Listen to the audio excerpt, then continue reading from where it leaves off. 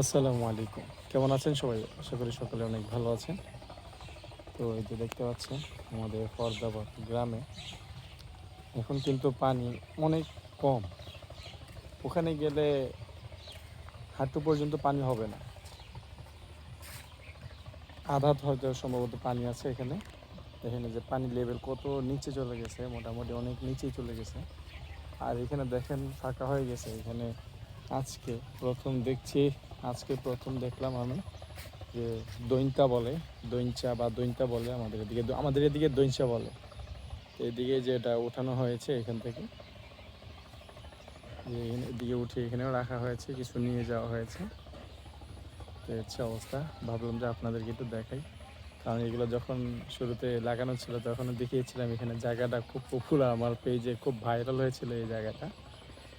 তো এই জন্য এই জায়গাটা দেখা